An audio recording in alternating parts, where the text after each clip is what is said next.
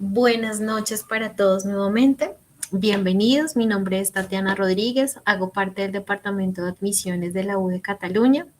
Para iniciar, agradecemos tengan en cuenta las recomendaciones técnicas, no compartir pantalla, no permitir el uso de la cámara y activar el micrófono cuando desean intervenir. Nuestras docentes pues están al tanto y dispuestas para poderles orientar. Al final también tendremos un espacio para interacción de preguntas para el que lo requiera.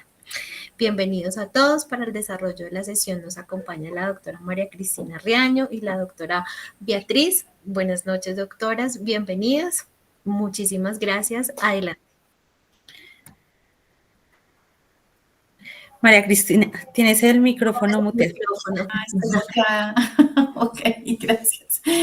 Buenas noches, hola Tatiana, muchísimas gracias. Buenas noches para todos, bienvenidos. Gracias por acompañarnos en este espacio. Hola Beatriz. Hola María Cristina, buenas noches. Muchas gracias Tatiana. Qué rico estar con ustedes y que nos estén acompañando hoy en esta tardecita y podamos hablar un poquito a nivel de salud mental. Entonces, bienvenidos a todos y bueno, esperemos que esta tardecita sea muy fructífera. Exactamente, así va a ser. Y bueno, a todos los que ya nos están saludando, qué bueno que tenemos personas de diferentes partes de Colombia. Entonces, muchísimas gracias. Hoy vamos a conversar un rato, una hora aproximadamente, acerca de un tema que nos está inquietando muchísimo, especialmente a los que somos los profesionales de la salud, pero indudablemente a todas las personas que de alguna u otra manera tenemos que trabajar con los seres humanos. No solamente desde la salud mental, sino desde, por ejemplo, los docentes, desde las personas que hacen un acompañamiento espiritual, desde las personas que acompañan, por ejemplo, en fisioterapia o en trabajo social, etcétera. Nos hemos dado cuenta que la salud mental, primero, desde hace unos años para acá, vino tomando mucha fuerza. ¿Mucha fuerza en qué? En que se empezó a tener en cuenta. Antes nos preocupábamos solamente por la salud física, pero ahora se contempla como uno de las áreas importantes, uno de los elementos importantes a evaluar e indudablemente a tener presentes para que tengamos esa salud, para que estemos con ese bienestar emocional, afectivo y mental que necesitamos. Por eso es que hoy los hemos querido invitar a este webinar que se llama Salud Mental Hoy, Trastornos y Crisis. Entonces, como decía Tatiana, desde la U de Cataluña, bienvenidos. Voy a hacer la proyección y empezamos entonces nuestra presentación. Empezamos hablando acerca de las definiciones de salud mental. También vamos a hacer énfasis en los cambios que hemos tenido en la salud, en los porcentajes que se han visto alterados de manera drástica desde la pandemia. No estábamos preparados mentalmente, psicológicamente, ni socialmente, ni pues desde ningún orden. No esperábamos tener una situación como la que vivimos y pues hoy nos ha llevado a contemplar esa nueva dinámica y sobre todo a prepararnos porque indudablemente los cambios que se avecinan y las dificultades que se van a presentar a futuro, tanto en jóvenes como en adolescentes y como en los niños, pues van a ser bastante llamativas. Entonces, empezamos con estas definiciones, primero que todo entendiendo qué es la salud mental, cómo lo define tanto la OMS, la Organización Mundial de la Salud, como la OPS, la Organización Panamericana de la Salud. Sí, algo bien importante y cuando pensamos en la charla precisamente era analizando un poco la situación que en este momento se está viviendo. La salud mental a través del tiempo ha empezado a tomar un poco más de fuerza. Antes, digamos que se centraba muchísimo la parte de salud solamente en la parte física. A través del tiempo nos hemos dado cuenta que hay una relación sumamente importante entre la parte emocional y la parte física. Y ha tomado importancia el análisis que se está viniendo o que se está haciendo a nivel estadístico en relación con la salud mental. De por sí que cuando hablamos de la definición de hace muchos años de salud mental a través de la OMS, se hablaba mucho que la salud mental era el bienestar general en las diferentes áreas de ajuste del sujeto. Hoy en día hablamos que en la salud mental es importante lograr entenderla, no como la ausencia de enfermedad, sino como la estabilidad en cada uno de esos aspectos del ser humano. Entonces, ¿cómo logramos que una persona que no tenga trabajo logre estabilizarse y su salud mental esté de forma adecuada? O cómo a través de esa situación de angustia, de pronto espiritual, la persona nos está presentando algún tipo de sintomatología que nos puede llevar a tener una dificultad mucho más adelante a nivel adaptativo. Entonces, a través del tiempo se ha venido estudiando y hemos venido teniendo muchos estudios mucho más centrados específicamente en la salud mental y hemos encontrado y específicamente posterior a pandemia como algunas afectaciones a nivel de salud mental, como son trastornos o algún deterioro a nivel emocional, afectivo, ha empezado a aumentar y el nivel de morbilidad hemos empezado a tener claridad en algunos trastornos. Entonces vamos a encontrar en las estadísticas que los trastornos del estado de ánimo, que aunque antes eran importantes y se habían presentado de forma alta, posterior a la pandemia se han aumentado y lo más relevante es que la edad de inicio está siendo diferente a los años anteriores o antes de la evaluación que se hizo de pandemia. Entonces hemos encontrado que antes podíamos hablar que de pronto los trastornos de salud mental a nivel de estado de ánimo, lo que es depresión mayor, distimia, ciclotimia, trastornos bipolares 1 y 2, se estaban dando muchísimo en la adolescencia, en chicos entre los 14, 15 años y de ahí para adelante. Hoy en día estamos encontrando pacientes que están por debajo de esta edad, es decir, primera infancia, estamos teniendo niños con depresión, niños con ideación, intento de suicidio, y no estamos hablando niños pues de 10 años, sino también chiquitos de 5 años, de 6 años, con unas características donde se ha instaurado claramente todos los criterios diagnósticos para evaluar una depresión mayor, ¿sí? Entonces, en algún momento y leía en algún artículo que después de haber trabajado tanto en pandemia a nivel de salud física, pues ahora tenemos que empezar a enfocarnos en la otra, de cierta manera, otra pandemia que es mucho más silenciosa, que es mucho más compleja en la sintomatología, que es la parte de salud mental, ¿sí? Entonces encontramos niños que no quieren ir al colegio, niños que tienen muchas dificultades en relación con el desbordamiento emocional, niños que nos están presentando características de hipersomnia, o sea, quieren estar durmiendo todo el tiempo. Y esas características pues nos van llevando poco a poco y cuando evaluamos a los niños a unas características depresivas, ¿sí? Entonces, que más adelante van a constituir otro tipo de trastornos como son distimia o que pueden saltar a trastornos de ciclotimia o trastornos bipolares.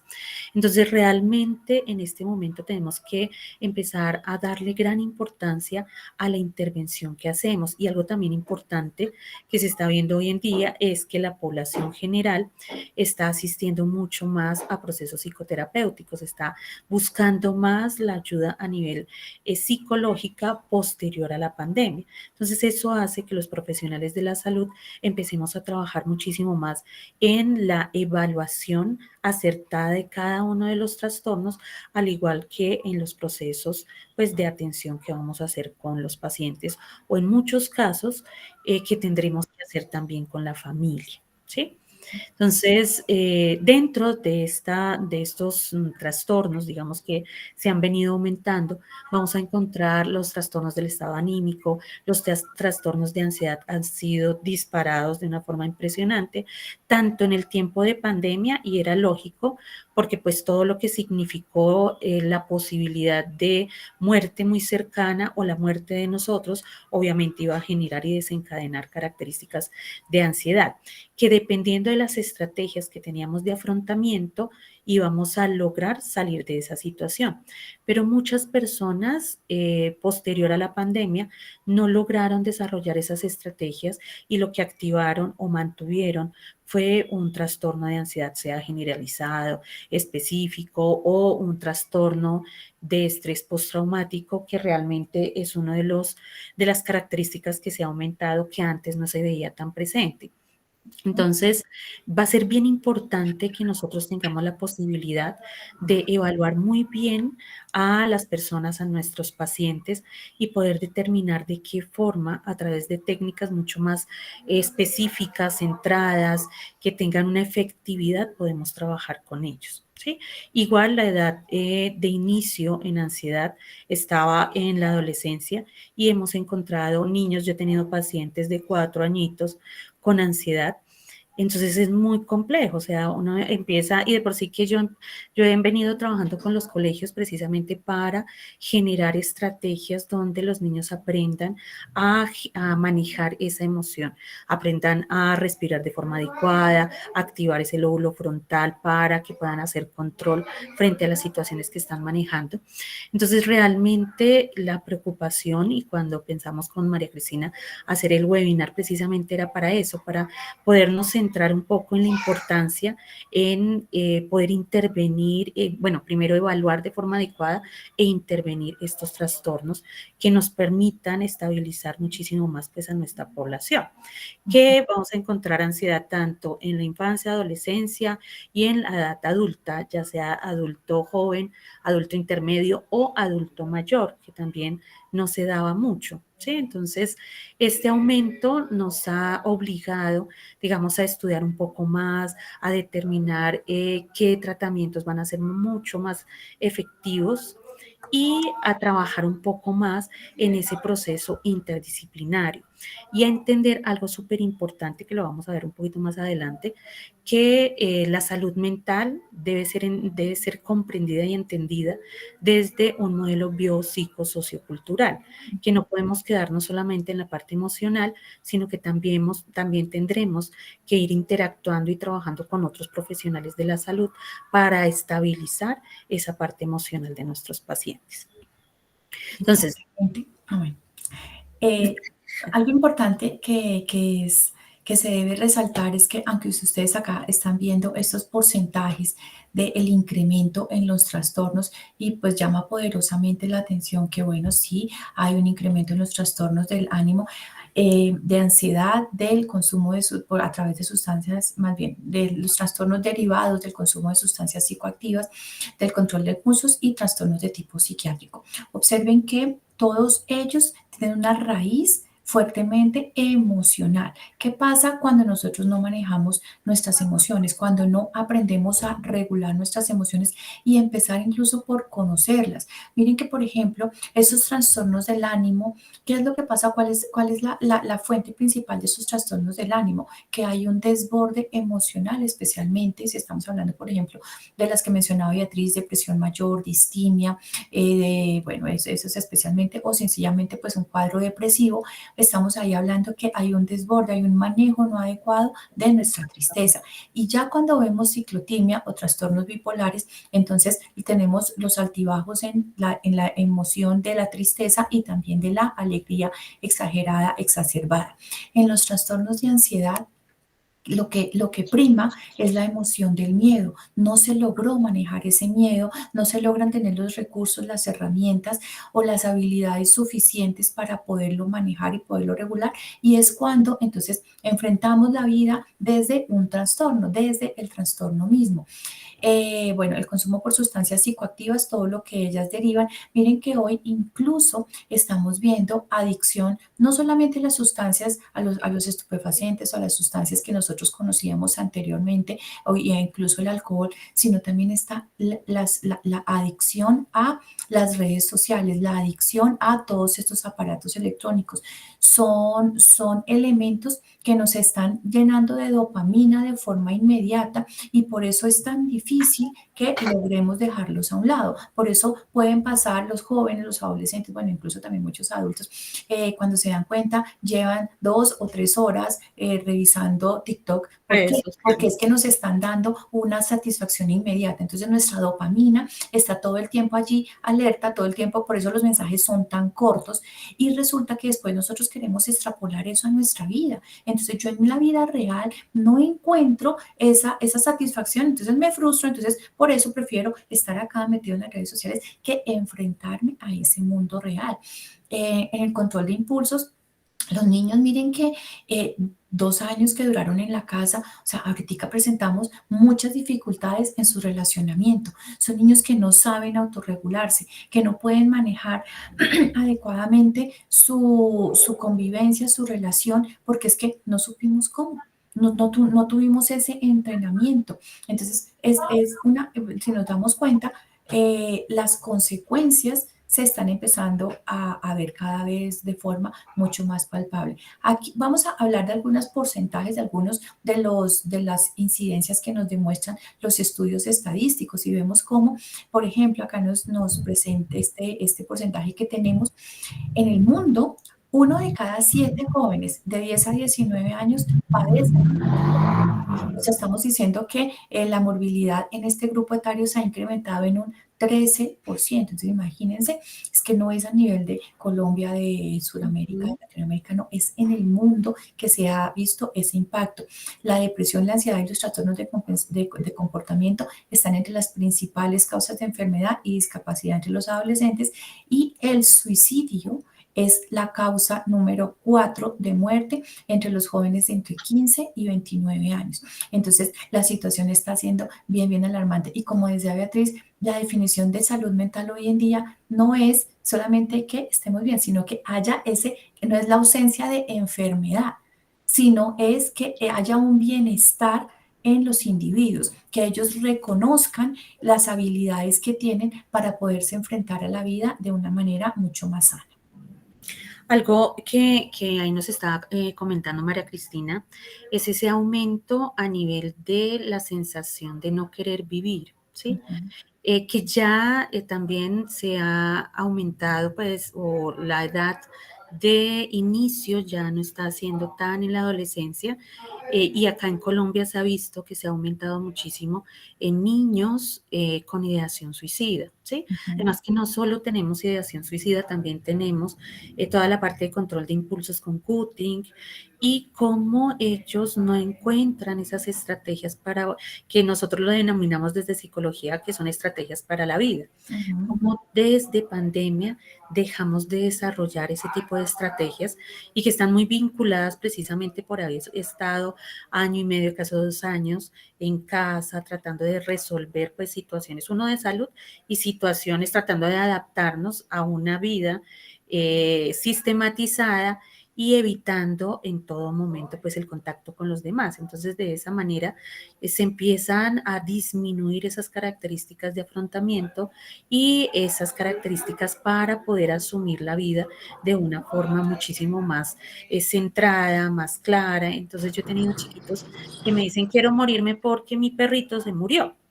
Entonces, pues es grave porque, claro, su perrito es súper importante, su mascota era un ser cercano a él, pero no podríamos encontrar esa forma de resolver la situación del dolor y el sufrimiento a través de quitarnos la vida, ¿sí?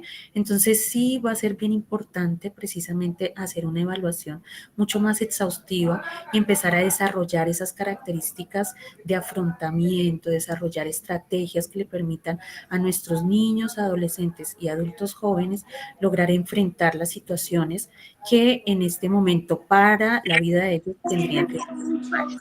¿Sí? Exactamente. Y miren que ya para dar paso a la siguiente presentación, también con este control de impulsos se observa algo importantísimo unido a la información de las redes sociales y vamos a ver también el incremento en los trastornos de la conducta alimentaria.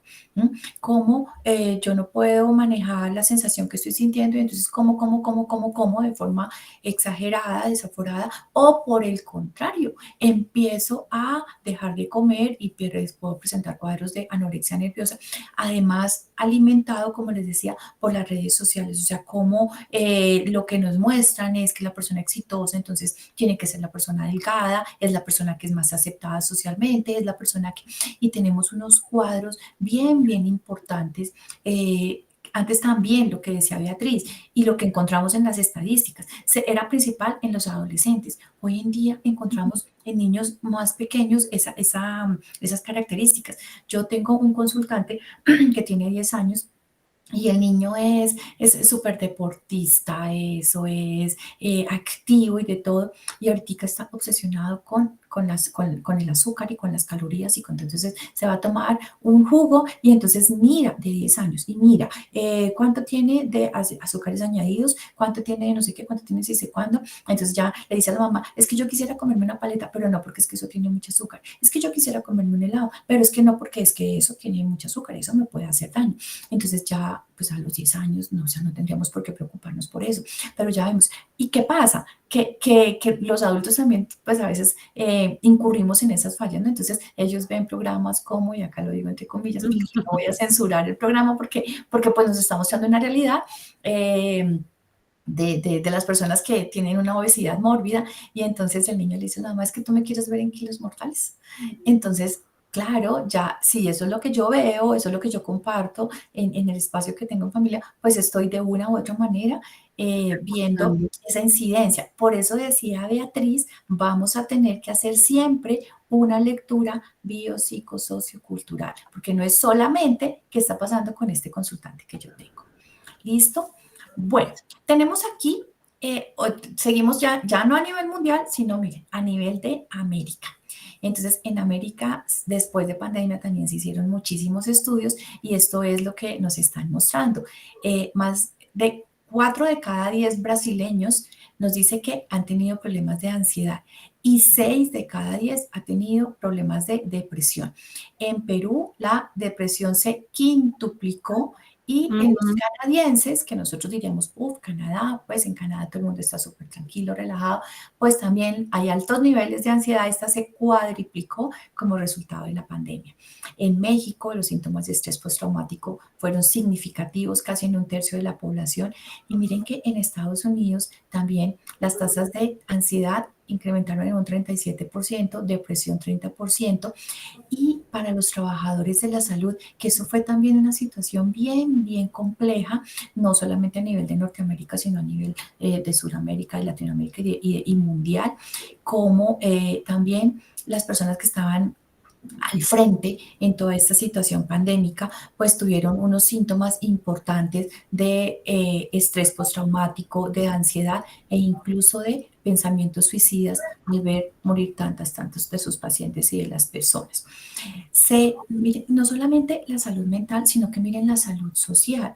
O sea, cuando yo estaba dentro de mi hogar, pero resulta que se multiplicaron también o se incrementaron las agresiones a nivel familiar, las agresiones hacia la mujer, la violencia, contra las paredes, todos esos casos de violencia doméstica, cuando mi agresor sexual iba a estar conmigo encerrado las 24 horas del día, pues eso también afecta a la persona.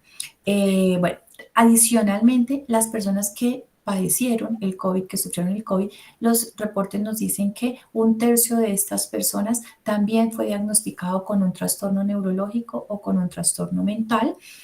La pandemia contribuyó a la exacerbación de los síntomas en salud mental. O sea, si nosotros vemos una persona que de pronto sufría de preocupación o de tristeza, y entonces estar sola, no poderme reunir, no poder compartir con nadie, pues obviamente eso incrementaba. Si yo de pronto tenía, o bueno, yo no, otra persona X, un trastorno obsesivo compulsivo y lo estaban medio manejando y resulta que ahorita entonces yo le estaba diciendo, no, tiene que lavarse las manos todo el tiempo, miren que la cosa no tiene que ser tan rígida, y ahorita con pandemia me dicen, sí, es que tenemos que usar tapabocas, tenemos que mantener la distancia, tenemos que lavarnos las manos, tenemos que desinfectar todo, pues eso obviamente exacerba todos estos síntomas. Y bueno, volvemos a ver a nuestros jóvenes y adolescentes, el 27% de los jóvenes y adolescentes encuestados en Latinoamérica y en el Caribe dicen haber sentido ansiedad y el 15% dice haber sentido síntomas depresivos.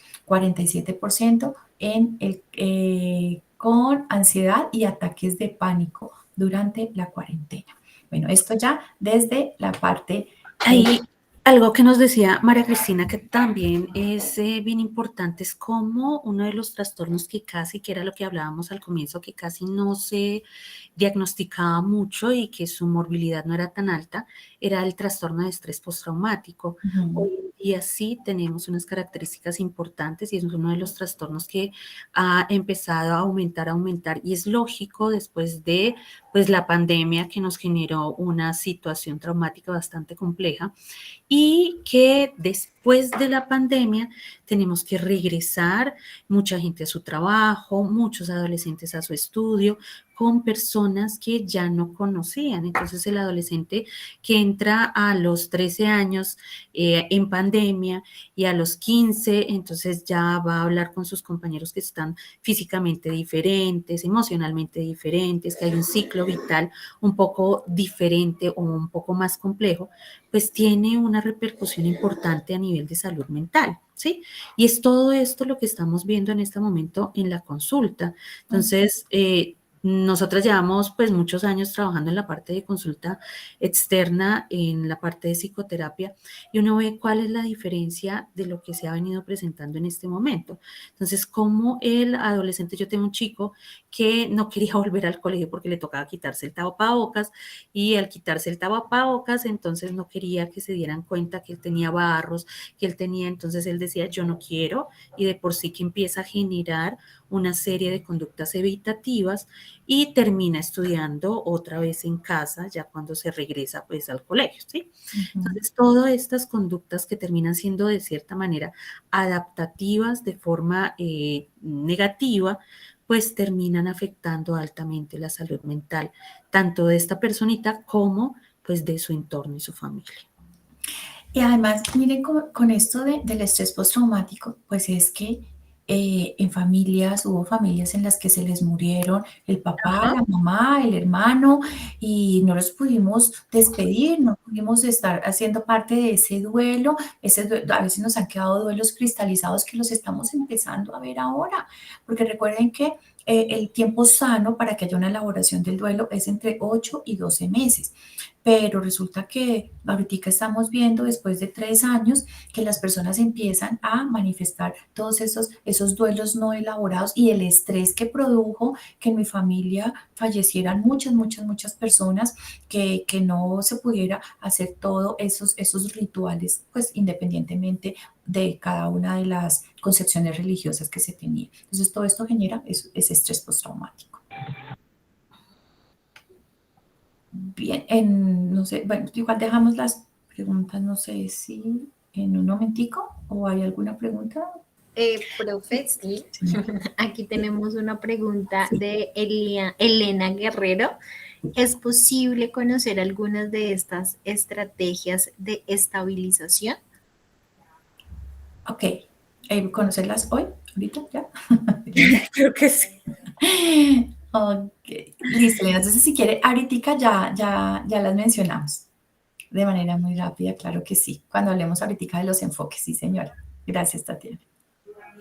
Bueno, estábamos hablando precisamente que cómo cambia la concepción de enfermedad, tanto desde la Organización Mundial de la Salud como desde la Organización Panamericana de la Salud, y ya no estamos hablando que la salud es la ausencia de enfermedad, sino que la salud es el equilibrio que vamos a tener en todas las áreas de ajuste. Va a ser bien importante que nosotros cuando iniciamos el proceso de evaluación del paciente logremos determinar esas áreas de ajuste y cómo una puede estar afectada y de cierta manera podemos lograr estabilizar a ese paciente rápidamente, pero en muchos casos cuando llega la persona a nuestra consulta o cuando llega a que nosotros le hagamos ese proceso de acompañamiento, vemos que muchas de las áreas están afectadas. Entonces, no solo tengo problemas a nivel laboral, también tengo problemas a nivel de pareja, también tengo problemas a nivel emocional, a nivel sexual. Ya ahora estoy pensando en que no voy a ser capaz con la situación que estoy viviendo, tengo dificultades económicas. Entonces, claramente, Cuando encontramos que todas esas áreas de ajuste se están viendo afectadas, pues vamos a tener un trastorno ya instaurado, ¿sí? ¿Cuál es el objetivo? Lograr evitar que a través de la situación que está viviendo la persona afecte o genere un daño en las diferentes áreas de ajuste. Las áreas de ajuste han sido estudiadas a través del modelo comportamental, que es la que nos va a permitir jalonar aquellas situaciones que de cierta manera me están generando algún malestar, ya sea emocional o afectivo. Entonces, si yo me siento triste en el trabajo, me siento que tengo demasiado estrés en el trabajo, pero tengo un sistema familiar estable, tengo una relación importante con mi pareja, hago actividad física, pues vamos a encontrar que esta persona puede que tenga una perturbación, pero no me va a desarrollar como tal un trastorno, ¿sí? Entonces sí va a ser importante que nosotros aprendamos a hacer esa evaluación de las diferentes áreas de ajuste e ir mirando, como en algún momento lo decía Maslow, y mirando de qué forma vamos trabajando cada una de ellas, cada uno de esos niveles, hasta que logremos ese nivel de autoeficacia, ese nivel de competencia para poder hacer frente a las situaciones difíciles de la vida, ¿sí? Entonces, desde ahí va a ser importantísimo ese trabajo que hacemos. ¿Listo? Entonces, fundamental cuando nosotros estamos pensando en hacer este proceso de acompañamiento psicoterapéutico, que haya una muy buena evaluación. Esa muy buena evaluación, como dijo Beatriz, mirando todas estas áreas de ajuste, cuáles están funcionando, cuáles están mantenidas y cuáles están afectadas o alteradas, y así que se pueda hacer un diagnóstico claro, que podamos determinar, ok, si hay un trastorno y qué tipo de trastorno hay.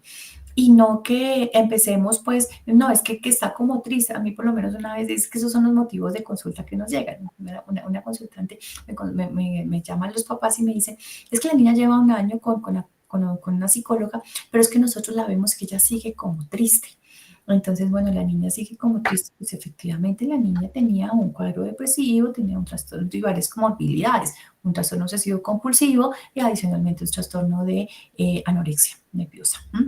Entonces, ellos llegan y nos dicen una partecita de lo Ajá. que yo estoy viviendo. Me siento triste o es que no puedo tener una adecuada relación o es que me está yendo mal en el trabajo, pero está en nuestras manos evaluar todos esos aspectos para poder saber. O sea, lo que tiene es un trastorno o lo que tiene es una afectación, es una perturbación solamente de una de estas áreas.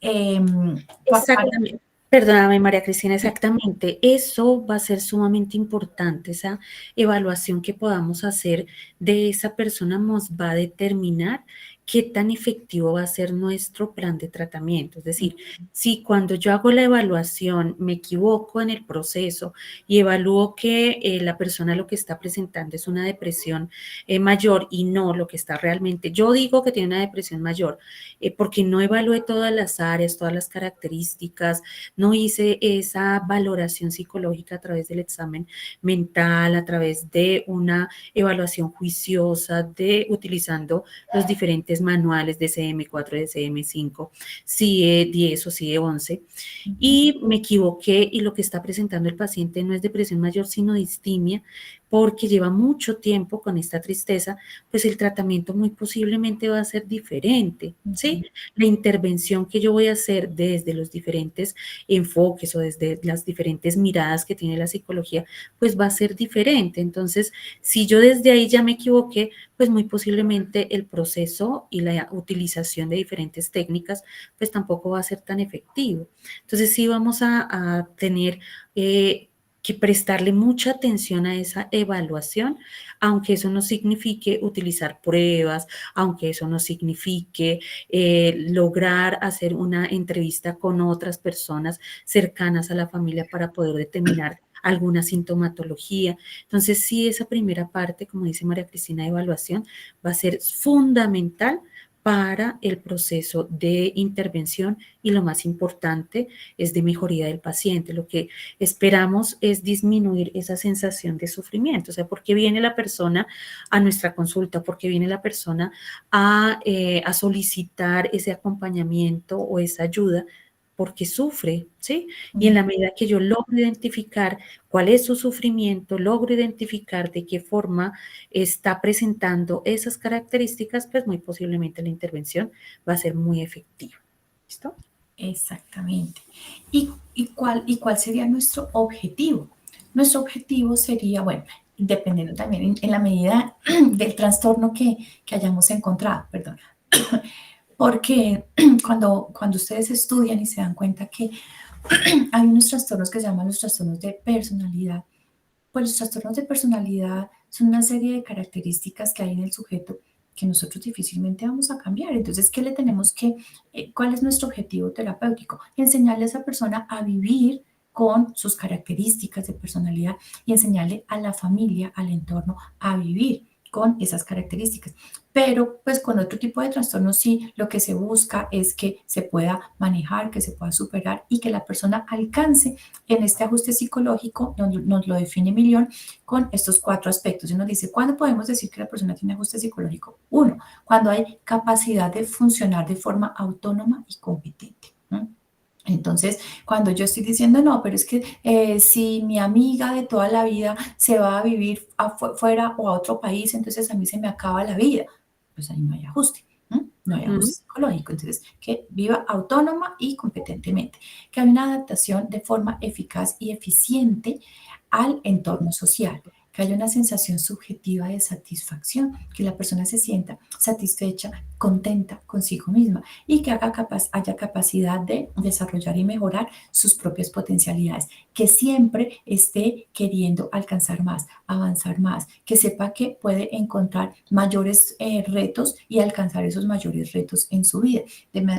Beatriz mencionó ahorita a Maslow, entonces sería también en nuestra escala de Maslow que esta persona está alcanzando esa autorrealización.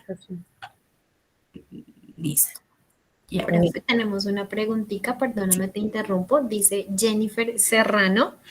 Perdóname, Laura Corredor, buenas noches. Un psicólogo recién egresado de pregrado puede hacer una evaluación psicológica o consulta externa en sí. Ay, espérenme que yo me salí. No me salí. No, aquí estoy. Laura, la pregunta es en relación con consulta externa clínica, ¿sí? Sí, debe ser. ¿Cierto? Debe ser. Aquí en Colombia... Sí, señora. Gracias. Aquí en Colombia, para que nosotros logremos trabajar recién egresados, a nivel clínico es necesario solicitar una autorización por Secretaría de Salud. Esa autorización le llaman RETUS, que es como el registro único de profesionales de la salud y están inscritos pues en Secretaría de Salud que nos da el permiso.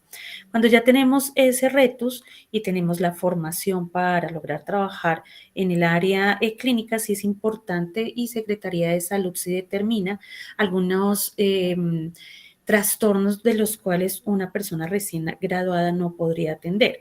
Por ejemplo, trastornos de personalidad, trastornos por consumo de sustancias psicoactivas. Digamos que un primer nivel es posible que un recién egresado y la Secretaría de Salud permite ese proceso.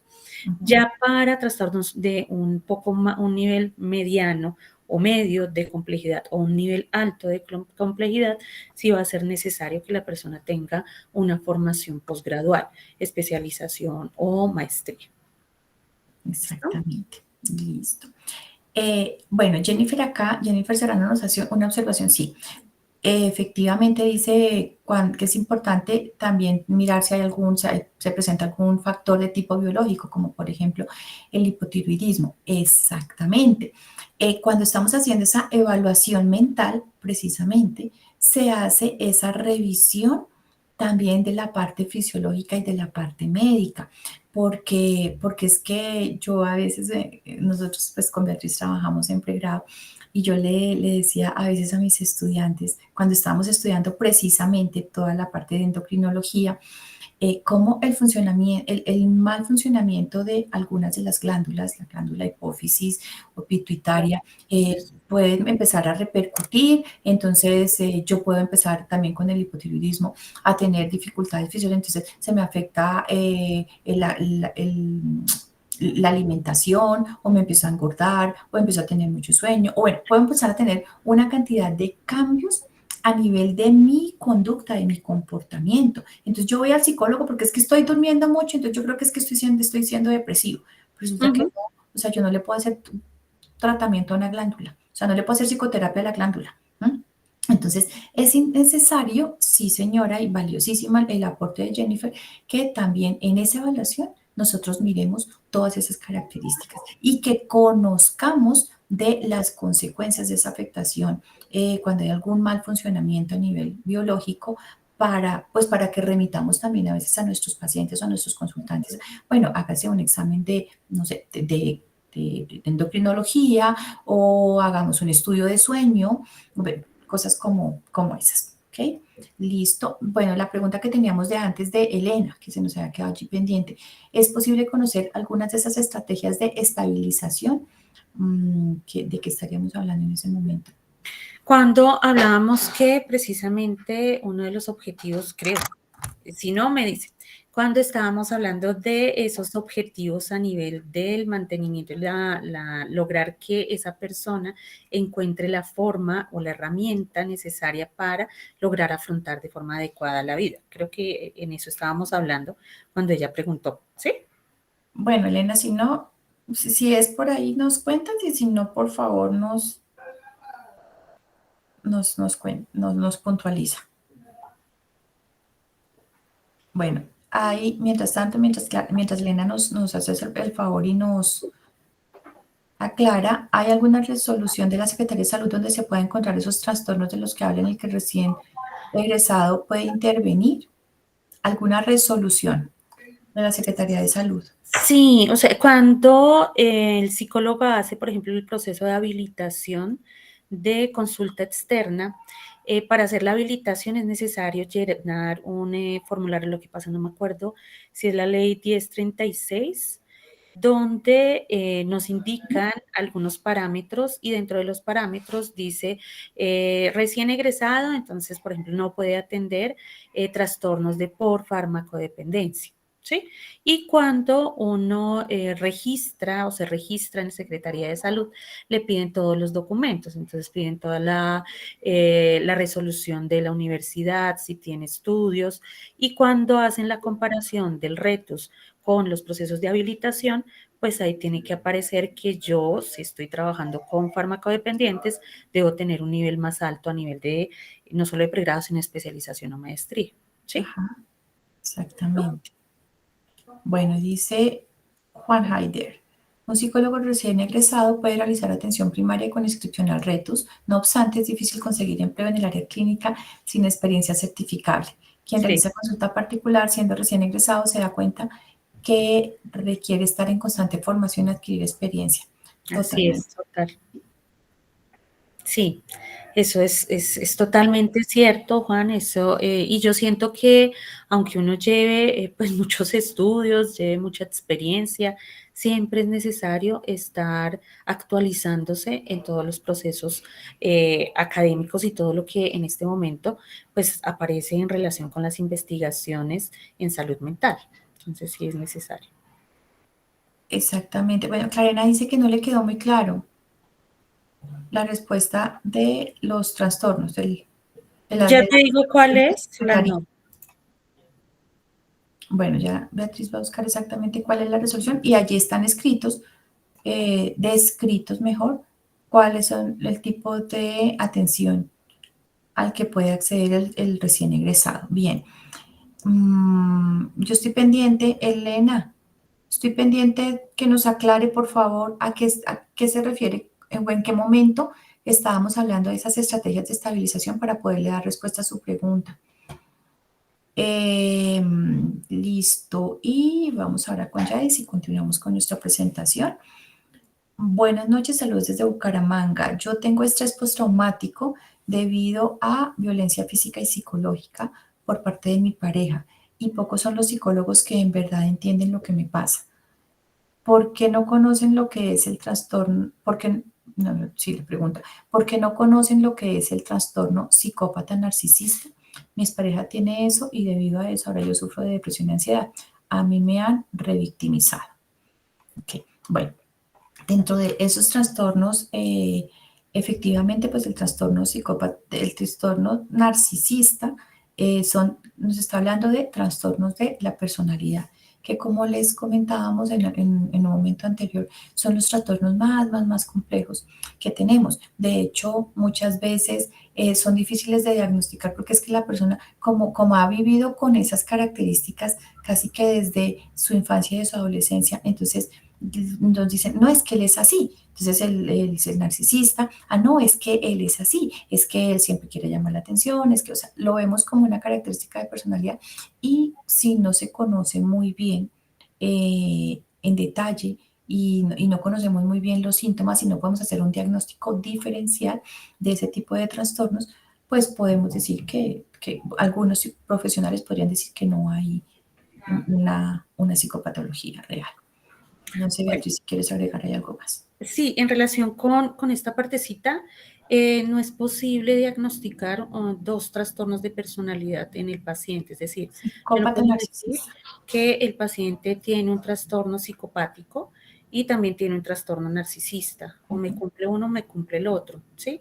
Ahora, se puede diagnosticar como lo hacen desde la parte psiquiátrica por los clústeres, ¿sí? Entonces, que no lo hacemos desde la parte psicológica porque la intervención en clúster es mucho más difícil para nosotros que la medicación que genera el psiquiatra, ¿sí? Entonces, yo trabajo con varios psiquiatras y ellos me pueden remitir al paciente y me dicen, sí, mira, el paciente tiene un trastorno de clúster A, ¿sí? De personalidad clúster A. Entonces, en el clúster A, pues hay 3 trastornos, que es el esquizoide, el esquizotípico y el paranoide.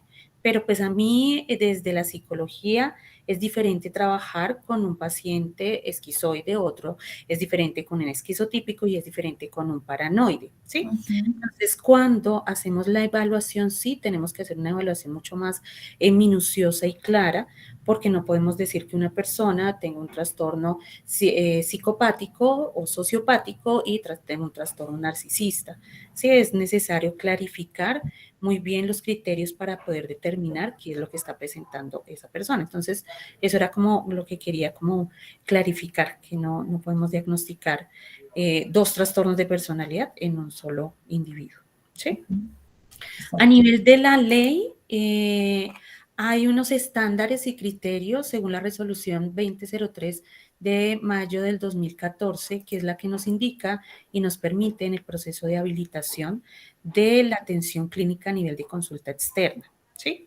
Y en esa parte hay un parámetro que solicita pues como la hoja de vida de la persona que trabaja a nivel de secretaría. Nos dice, usted trabaja como psicólogo clínico. Como trabaja como psicólogo clínico, usted si es especialista puede trabajar en farmacodependencia. Si no es especialista puede trabajar en otras áreas que no son específicamente esas. ¿Listo?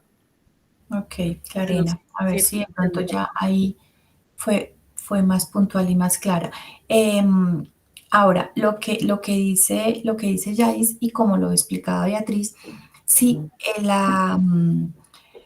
el diagnóstico fue dado desde psiquiatría, pues el psicópata y el narcisista pertenecen al clúster B. ¿Sí? El clúster B, que son todas las personas que se caracterizan por tener una personalidad de tipo emocional, errática, dramática, pero ahí es cuando nosotros ahorita les decíamos hacer ese diagnóstico diferencial. O sea, que aunque tienen muchas características comunes, hay aspectos diferentes. El psicópata tiene unas características y el narcisista tiene otras características. Ahí también estaría el borderline y el histriónico. Bueno, listo. Carlos, buenas noches. Es importante hacer claridad en este tema de la intervención siendo recién egresado, ya que es un tema complejo por la importancia de la clínica y se necesita mucho conocimiento en el tema para no hacer lo indebido y no de pronto hacer un daño mayor, entendiendo y sabiendo que somos psicólogos. Saludos desde Montería. Claro que sí. Y de hecho ahí estaríamos viendo, Carlos, completando esta apreciación suya, tendríamos que tener también muy en cuenta lo que desde la bioética se nos exige, esos principios bioéticos que precisamente usted lo refiere aquí, dentro de nuestros principios del actuar bioético nos dicen que nosotros debemos buscar la beneficencia y la no maleficencia de nuestros pacientes o de nuestros consultantes. Ok, gracias. Okay. Son esas estrategias que se utilizan inicialmente en la infancia y en la adolescencia para el manejo. Ah, ok, ya acá nos está preguntando entonces Elena. Cuando ella preguntaba que qué estrategias eran cuáles son aquellas estrategias que se pueden utilizar en la infancia y en la adolescencia para hacer un manejo o un afrontamiento en situaciones de ansiedad o estrés. Ok. Bueno, son muchas y tendríamos que hacer una evaluación como para saber exactamente qué es lo que necesitaría esta persona. Pero también hay algunas que son un poquito más generales. Entonces, cuando la persona está, cuando el niño o el adolescente o incluso el adulto está en una situación de ansiedad o de estrés, ¿qué es lo que está pasando? Que hay, como yo les decía al principio, hay un desborde emocional. Ese desborde emocional no nos permite pensar de manera clara, de manera objetiva, sino que estamos reaccionando desde la emoción. Entonces, una muy buena estrategia es la respiración diafragmática. Entonces, cuando yo le enseño, incluso desde el niño, hay muchas formas.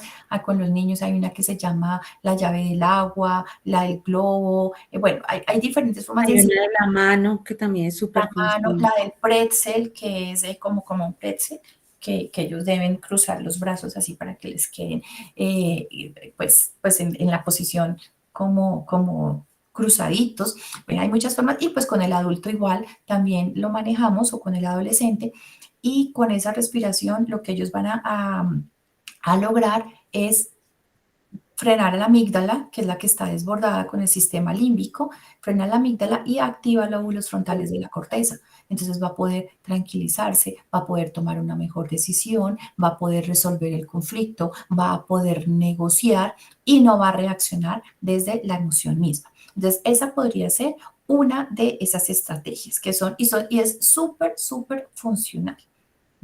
Sí, o sea, hay muchísimas estrategias que vamos a encontrar desde los diferentes Enfoques. enfoques terapéuticos. Entonces vamos a encontrar técnicas, por ejemplo, la que nos dice María Cristina, que son del enfoque más de tipo comportamental, primera generación, donde nuestro objetivo es disminuir esas características fisiológicas y lograr que la persona genere un análisis racional de la situación para que pueda actuar de forma lógica frente a esa situación, ¿sí?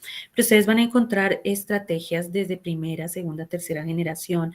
Hay estrategias que trabajamos desde modelos humanistas para intervenir todo lo que tiene que ver con los trastornos del estado anímico, básicamente depresión y distimia, ¿sí? Entonces, vamos a generar, digamos que cada uno de los modelos nos brindan formas de intervenir y estrategias que le damos al paciente de por sí que cuando María Cristina decía de las estrategias con niños, yo tengo chiquitos y hemos venido trabajando la respiración de la mano, entonces él me dice, los chiquitos me dicen, yo ya sé cómo respirar, entonces yo tomo, inhalo, sostengo, cuento y suelto.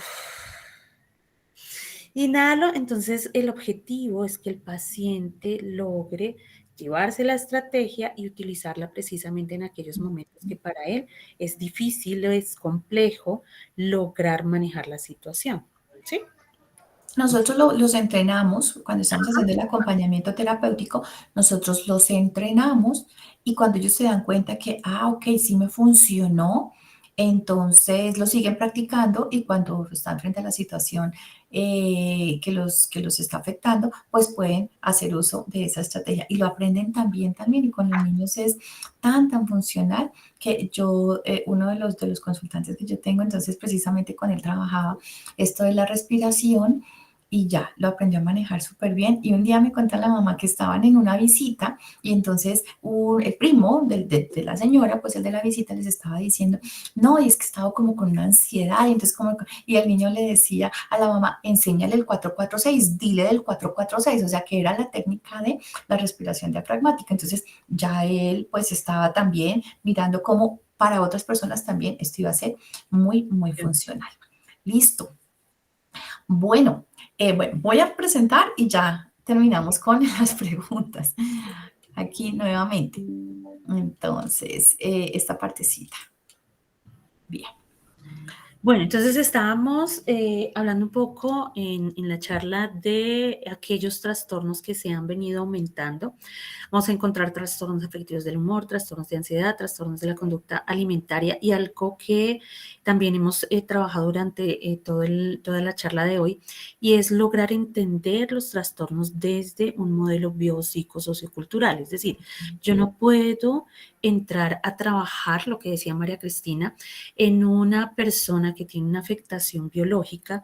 No puedo entrar, ignorar esa característica biológica, porque eso va a afectar el proceso de mi intervención. Entonces, si yo tengo un paciente que presenta un trastorno depresivo con episodios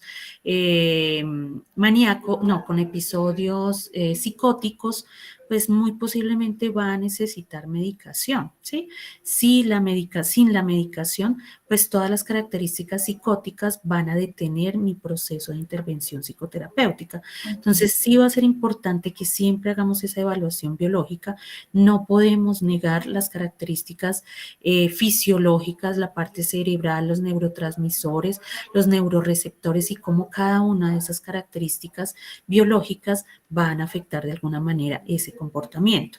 De igual forma, tenemos que hacer una evaluación a nivel emocional, y emocional es interesante cuando uno trabaja con los pacientes y empezamos a trabajar la parte emocional, y entonces uno le pregunta al paciente, bueno, y en este momento, ¿qué estás sintiendo? Y entonces las emociones que los pacientes reportan o es tristeza, o es ansiedad, o es miedo, o sea, son 4 básicas, y de ahí en adelante no reportan más porque no conocen o no logran identificar esas características emocionales. Entonces sí va a ser bien importante que logremos en cada o en cada intervención que hagamos esa característica, que el paciente logre dar respuesta o identificar claramente las emociones que está presentando para que tenga posibilidad de generar control frente a la situación, ¿sí? Lo dijimos al comienzo, en relación con los trastornos de la conducta alimentaria, se ha venido aumentando importante el trastorno, además que el trastorno de la conducta alimentaria tiene una diferencia con el trastorno afectivo y el trastorno de ansiedad, es que puede haberse gestado hace muchos años y no la familia hasta ahora se está dando cuenta que hay un problema realmente complejo. Es decir, el paciente llega y cuando hacemos la evaluación, ¿desde cuándo has tenido una relación conflictiva con la comida? Entonces, no, eso pasó desde los 13 años y mi paciente tiene 20. ¿Sí?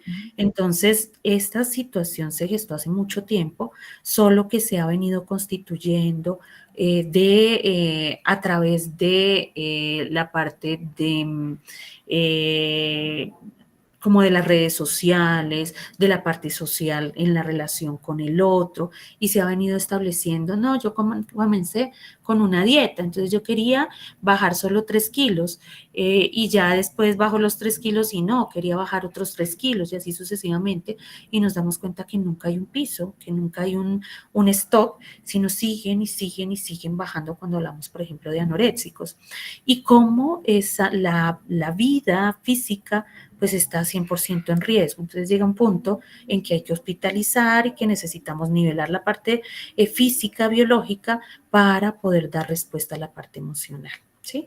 Entonces es importante tener siempre en cuenta el modelo biopsicosociocultural, o sea, también hay unas características, por ejemplo, en los trastornos de la conducta alimentaria, que están reforzados socialmente, que están reforzados a nivel cultural, y que hasta que no trabajemos esas ideas, esas creencias, esa percepción que tiene la persona en relación con la parte social, pues va a ser muy difícil que la sintomatología empiece a ceder, ¿sí?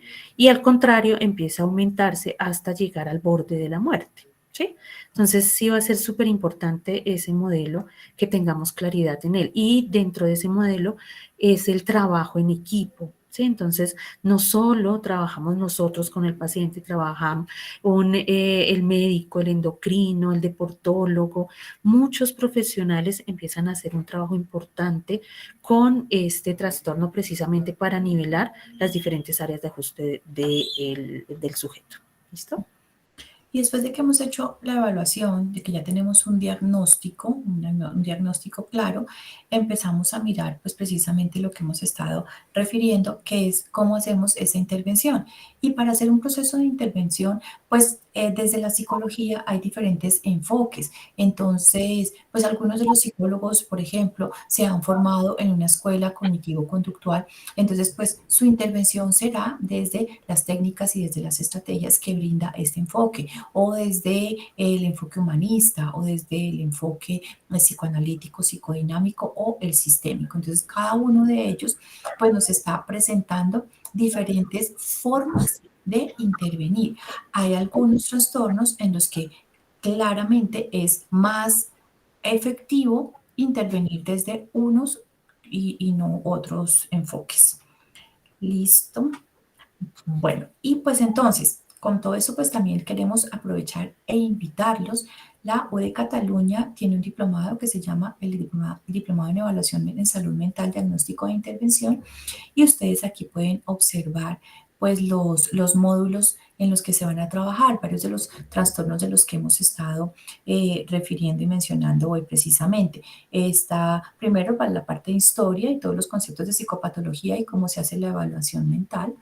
Luego, los trastornos afectivos y del humor, los trastornos de ansiedad, los trastornos de la conducta alimentaria, los trastornos del espectro esquizofrénico y psicótico y finalmente los trastornos de personalidad. Digamos que vamos avanzando hasta que llegamos a los trastornos más complejos, desde los que son más frecuentes, más recurrentes y menos drásticos, hasta los que ya tienen una afectación mucho mayor. Bueno, vamos a continuar con las preguntas. Entonces, Beatriz, ahí si quieres mirar las preguntas que seguían en el chat. Sí, señora. Tenemos desde Tatiana Barrera, profe. Gracias. Te la leo si quieres, no te preocupes. Sí, por favor. Andrea Bermúdez. Hola, buenas noches, saludos. En sus pacientes han encontrado niños o adolescentes con NAS, niños altamente sensibles. Lo pregunto porque tuve un paciente, sus características no encajaban en un, perdón, no sé, TTO, espectro autista, pero sí ideas suicidas y cutting, además de ataques de ansiedad. Ok. Yo no he trabajado con niños con trastornos altamente sensibles, de por sí que desde el DSM desde el DSM-5, que cambia un poco la nosología, se trabaja más desde trastornos del espectro autista. Dentro de los trastornos del espectro autista sí está los trastornos del espectro autista altamente funcionales, que era lo que antes se denominaba como trastornos... Síndrome de Asperger. El síndrome de Asperger, exactamente, que tiene unas características en el cual sí hay una sensibilidad mucho más alta, donde el relacionamiento social es muy complejo y hay unas características que van a impedir de cierta manera una adaptabilidad adecuada del sujeto al medio. Con ese tipo de pacientes yo sí he trabajado, por si tengo varios en este momento, pero con niños con altamente sensibles no. No. Y digamos que, por ejemplo, cuando trabajamos con trastornos del espectro autista altamente funcional, vamos a encontrar una comorbilidad en otros trastornos. Por ejemplo, vamos a encontrar niños con o adolescentes con trastornos depresivos y trastornos de ansiedad o trastornos mixtos, ¿sí? Que son diferenciales, o sea, que no necesariamente el paciente que tiene un trastorno del espectro autista altamente funcional va a tener depresión. No, son diferenciales. ¿Listo? Bueno, profe, aquí tenemos otra pregunta. Tatiana Barrera, buenas noches. ¿Cómo podemos manejar el trastorno afectivo bipolar de un hijo?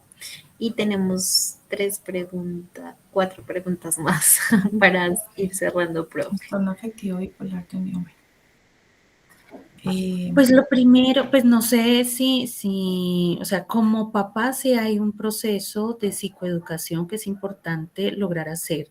Es decir, es importante lograr entender cuál es la situación emocional del niño, del adolescente o si es del adulto, no sé en qué ciclo vital se encontraría, pero lo primero es poder entender cuáles son los episodios que se están presentando, si es un bipolar tipo 1 o si es bipolar tipo 2. De acuerdo a esas características, voy a generar, pues, o el profesional de la salud que está interviniendo el caso, muy posiblemente va a generar estrategias en casa para poder, uno, evaluar e identificar en qué momento se está generando el episodio y de qué forma tenemos que intervenirlo en casa. Y dos, en qué momento ya es necesaria la hospitalización. Por ejemplo, si tengo un paciente con un episodio maníaco, pues el episodio maníaco va a llevar a la persona a generar conductas impulsivas y puede colocar en riesgo su vida. Entonces tengo que evaluar en qué momento tendría que hospitalizar. ¿Listo? Entonces, sí, la respuesta sería que para el acompañamiento que hace la familia es más precisamente eso, desde acompañamiento, pero indudablemente debe haber un profesional de la salud mental que es el que está orientando el trabajo directamente con el paciente y muy seguramente pues vamos a tener acompañamiento o apoyo desde el medicamentoso. ¿Sí? Y decía Beatriz algo importante, o sea, hoy también de acuerdo con las descripciones que tenemos en el DSM, hablamos de bipolar 1 o bipolar 2. ¿Mm? ¿Listo? Bueno, profe, vamos a dejar esta última. Dice Jenny Paola Castiblanco. Hola, buenas noches a todos, a todas y todos. ¿Qué maestría o especialización nos ayuda a prepararnos para conocer más a fondo de estos trastornos? Muchas gracias. Pues Jenny Paula, maestría de especialización, bueno, pues hay varias en salud mental, pero si usted quiere dar un inicio importante, pues la invitación que les estamos haciendo indudablemente desde la OE de Cataluña es al diplomado. En el diplomado vamos a revisar los trastornos, vamos a hacer todo el ejercicio de la evaluación, a conocer los síntomas, los signos que nos permiten diagnosticar uno u otro y algunas formas de hacer intervención. Entonces, pues igual la invitación es también para todos ustedes. Gracias, profe. ¿No? Tengo otra acá de Lili que nos dice exactamente lo mismo. La U de Cataluña ofrece especialización o maestría en clínica. Bueno, Lili, le confirmamos que la universidad en este momento maneja toda el área de educación continuada, lo que tiene relación con la parte de diplomados, programas de extensión. Y contamos con el diplomado, evaluación en salud mental, diagnóstico e intervención. De acuerdo, la señora Natalie Martínez nos pregunta, ¿quedará grabada la sesión? Y les confirmo entonces que la sesión se enviará a cada uno de ustedes el día de mañana, los que registraron su correo electrónico. Para hacerles una invitación, entonces nos extendemos tanto por parte de nuestras docentes expertas en este tema, de parte de la universidad, para que puedan llevar a cabo nuestro diplomado. El diplomado tiene una duración de 120 horas académicas de formación, donde ustedes pues van a encontrar estos temas que profundizamos y muchos más. Las personas que asistieron esta noche al webinar van a tener un descuento especial para el día de mañana para que puedan hacer sus inscripciones hasta el 31 de agosto. Nosotros ya estamos dando inicio a nuestro programa para el próximo lunes 4 de septiembre. Entonces, de manera cordial los esperamos. Muchas gracias a todos por acompañarnos. Qué pena, el señor Eder, con mucho gusto puede abrir su micrófono.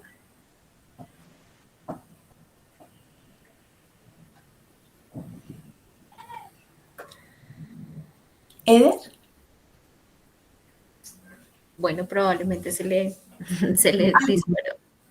Hay una pregunta acá que nos quedó pendiente y no quisiera que Laura se fuera con la pregunta. Dice, buenas noches, profes. ¿Cómo se logra el trabajo interdisciplinario cuando el consultante o paciente no tiene los recursos económicos? Pues igual hoy en día es una mirada también tan pluralista que tenemos desde las EPS inclusive. Entonces, este acompañamiento se da de forma interdisciplinaria, o sea, de pronto lo ve el psiquiatra medica, pero remite a valoración y acompañamiento con psicología, y si fuera un trastorno de la conducta alimentaria, entonces también lo me remiten, por ejemplo, al nutricionista. ¿Sí? Entonces, desde las EPS se maneja de forma interdisciplinaria también, Laura. Igual por ley, independiente a que la persona no tenga de pronto un régimen subsidiado, un régimen Contributivo, una EPS, sí, contributivo y tenga más bien un régimen subsidiado, igual se debe hacer el mismo procedimiento porque la ley ya cobija la parte de salud mental. exactamente. Lili, si quieres puedes abrir tu micrófono. Buenas noches. Me gustaría saber la información de los costos, del contenido, todo eso, ¿lo dan por el WhatsApp o lo envían al correo? Claro que sí, Lili, nosotros mañana a primera hora nos estamos contactando con todos ustedes.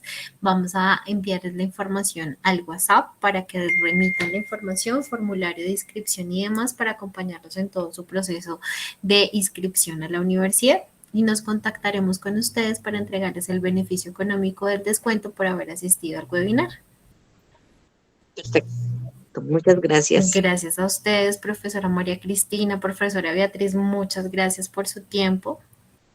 Bueno, quiero leer este comentario que es muy importante. Laura Castro dice, muchas gracias, profe. Ustedes siempre serán las mejores profesionales y qué bueno seguir aprendiendo de ustedes. Ay, Laura, muy bonita. Muchas gracias. Sí, Muchas gracias. Laura está con nosotros. Bueno, muchísimas Muchas gracias. Bienvenidos a todos nuevamente y los esperamos para participar en el diplomado.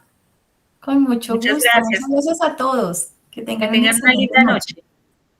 Buena noche para todos.